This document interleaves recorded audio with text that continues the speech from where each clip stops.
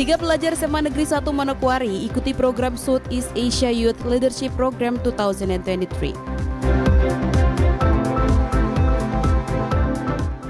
PAUD Maria Mediatrix Manokwari menggelar perayaan ulang tahun ke-22.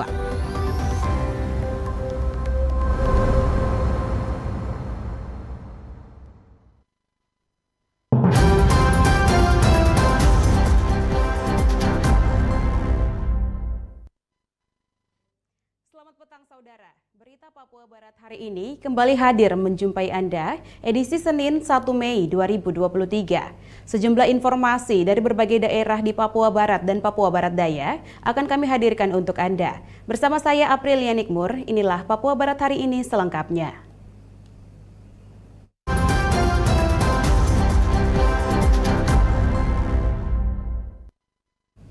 Saudara, berikut ini adalah pesan Wakil Presiden Republik Indonesia Ma'ruf Amin pada perayaan Hari Otonomi Daerah ke-27 tahun 2023. Diharapkan kepada kepala daerah di seluruh Indonesia memajukan daerah untuk Indonesia yang lebih baik. Pembangunan di seluruh wilayah. Pesan yang disampaikan Ma'ruf Amin mengatakan peran otonomi daerah bermuara pada pelayanan publik semakin dekat dan optimal dalam rangka meningkatkan kesejahteraan masyarakat. Hal tersebut bisa berjalan dengan baik, membutuhkan peran kepala daerah yang amanah, yang berkomitmen agar penyelenggaraan pemerintahan di daerah dapat berjalan dengan baik. Wakil Presiden berharap ke depannya, Gubernur, Bupati, dan Wali Kota untuk terus berkolaborasi dalam mengupayakan pelayanan publik yang terbaik sebagai bukti nyata kehadiran negara untuk masyarakat.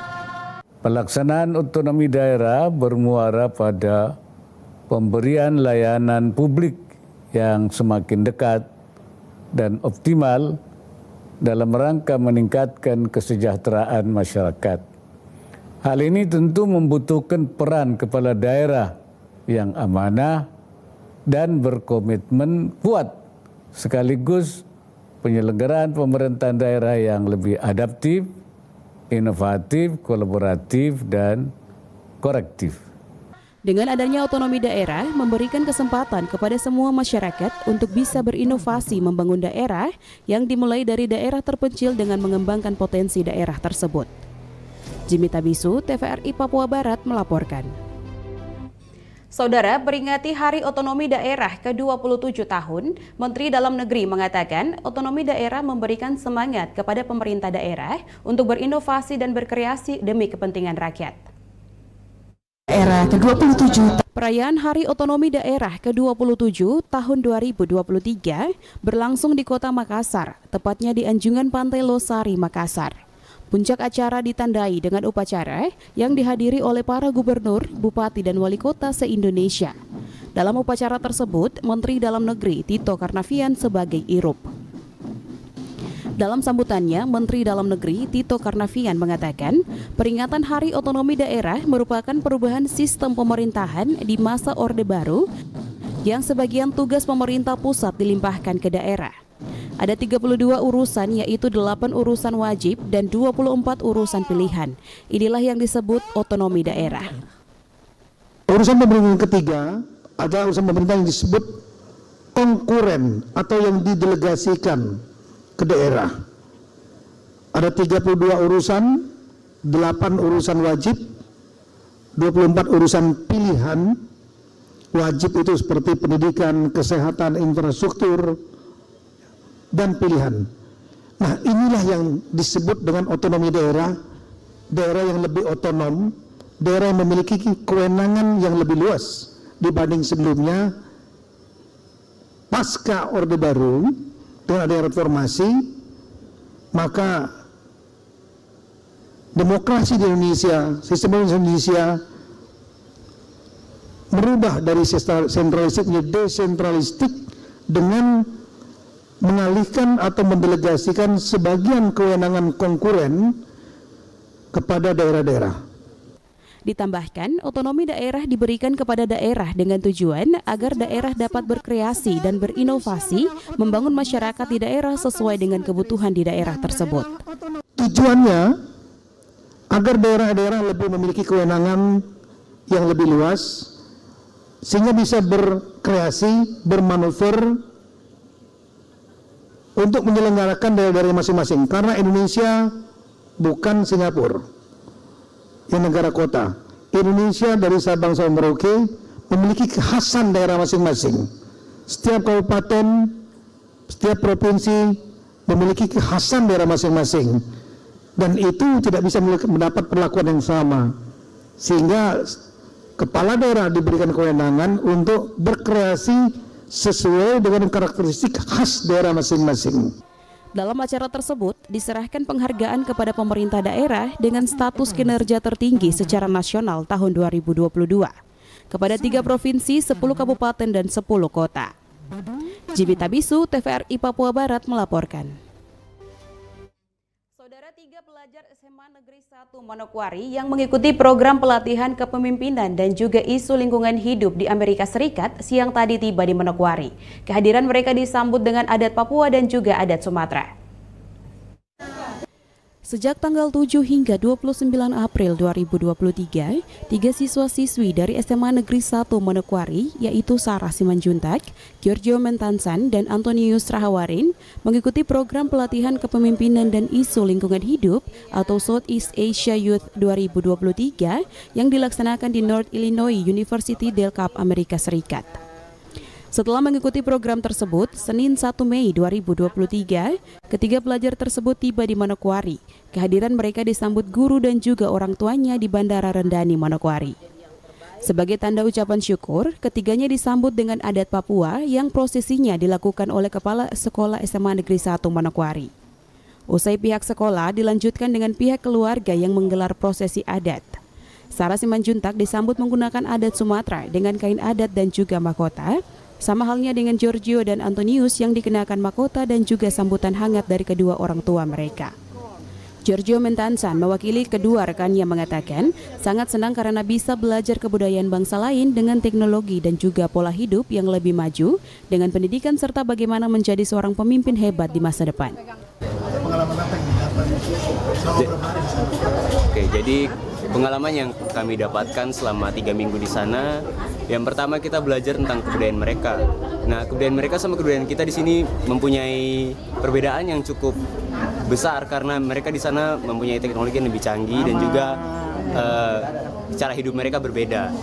Juga di sana kita juga mendapat berbagai pengalaman tentang bagaimana sistem mereka, sistem pendidikan mereka, terus bagaimana mereka memimpin, dan kita juga dikasih seminar-seminar kelas-kelas seperti itu untuk mengajarkan kita bagaimana cara memimpin secara efektif, cara memikat orang lain, cara menggiring orang lain, cara memimpin orang lain, dan juga cara bersikap sebagai seorang pemimpin. Kepala Sekolah SMA Negeri 1 Manokwari, Lucinda Mandobar mengatakan, ketika mereka kembali, hal pertama yang akan dilakukan mereka adalah mereka akan membagikan kepada teman-teman yang ada di SMA Negeri 1 Manokwari dengan melakukan audiensi di sekolah. Pasti apa yang mereka dapatkan, kami berencana nanti mereka akan audiens di depan teman-temannya dan mungkin ada program-program mereka akan buat dan kita sekolah mendukung. Ya, supaya karena mereka menginspirasi semua anak dan semua anak, ibu kapan ada lagi kak ibu, kami juga mau seperti itu. Kami berharap ini bukan terakhir tapi ini awal dan semakin banyak anak Papua akan menceritakan Papua seperti apa ke dunia internasional. Ya. Beberapa materi yang mereka terima saat mengikuti pelatihan seperti team building, psikologi, manajemen, public speaking, pertukaran budaya, serta presentasi pendidikan Indonesia di Gedung Kongres Capitol Building, Washington DC. Jimmy Tabisu, TVRI Papua Barat melaporkan. Saudara, PAUD Maria Mediatrix Manokwari menggelar perayaan ulang tahun ke-22 yang berlangsung di Gedung Gereja Santo Agustinus Brawijaya, Manokwari, Papua Barat pada Senin 1 Mei 2023. Perayaan ulang tahun PAUD Maria Mediatrix berlangsung dalam ibadah Misa Ekaristi yang dipimpin Pastor Januarius Feinbes. Ulang tahun ke-22 PAUD Maria Mediatrix juga dimeriahkan oleh anak-anak dengan bernyanyi dan melakukan fashion show yang berlangsung di Aula Gereja Santo Agustinus Brawijaya setelah ibadah Misa Ekaristi berlangsung. Ketua Subperwakilan Yayasan Bintang Timur Papua sekaligus sebagai Kepala PAUD Maria Mediatrix, Suster Ancel Mateniut berharap melalui HUT ke-22 tahun, Maria Mediatrix ke depan bisa semakin maju dan terutama anak-anak ini semakin hebat dalam bertumbuh demi cita-cita dan masa depan mereka. Saya Suster Ancel Mateniut MM sebagai Ketua Subperwakilan Yayasan Bintang Timur Papua Manokwari mengucapkan selamat ulang tahun untuk PAUD Maria Mediatrix yang ke-22.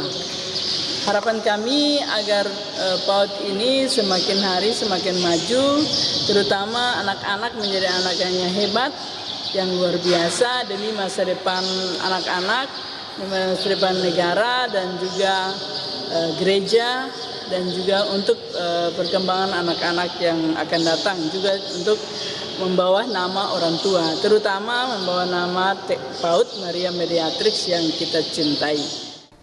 Sementara itu, Pastor Paroki Santo Agustinus Manokwari, Yanwarius Faenbes mengatakan, momentum HUT Maria Mediatrix ke-22 tahun sebagai kesempatan menjadi animasi untuk anak-anak PAUD. Selaku pastor, dirinya berpengharapan anak-anak PAUD Maria Mediatrix pada diri mereka ada potensi yang besar. Diharapkan tamatan-tamatan dari PAUD sudah dapat bercerita kepada masyarakat tentang apa yang didapat selama di bangku pendidikan usia dini dalam mendukung kemajuan pendidikan mereka. Pastor Yanwarius Faenbes, Paroki Santo Agustinus Manokwari bersama umat menyampaikan selamat ulang tahun pada PAUD Maria Mediatrix yang merayakan hari ulang tahun yang ke-22 dan juga terikat Suster Maria Mediatrix yang ke-96 tahun. Saya berharap momentum ini juga menjadi kesempatan untuk menjadi animasi, ulang tahun menjadi animasi untuk anak-anak kita. Saya selalu berpengharapan melihat seorang sosok anak, saya selalu berpengharapan karena pada diri mereka itu ada potensi yang besar.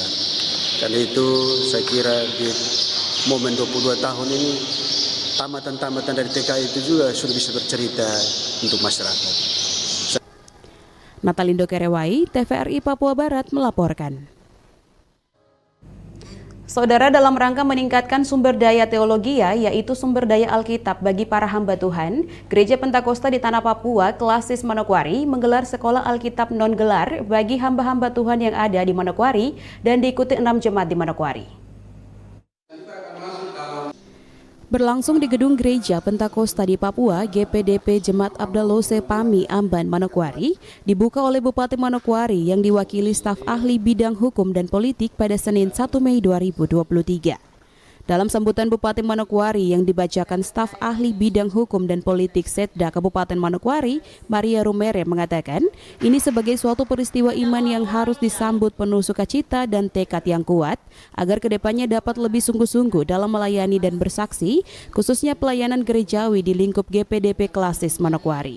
Diberikan kepada Gereja Pentakosta di Papua Klasis Manokwari atas penyelenggaraan sekolah Alkitab non-gelar bagi para hamba-hamba Tuhan ini sebagai peristiwa iman yang patut disambut dengan sukacita dan tekad kuat agar ke depannya dapat lebih sungguh-sungguh dalam melayani dan bersaksi, khususnya pelayanan gerejawi lingkup GPDP Klasis Manokwari sehingga menjadi lebih baik dan berkembang.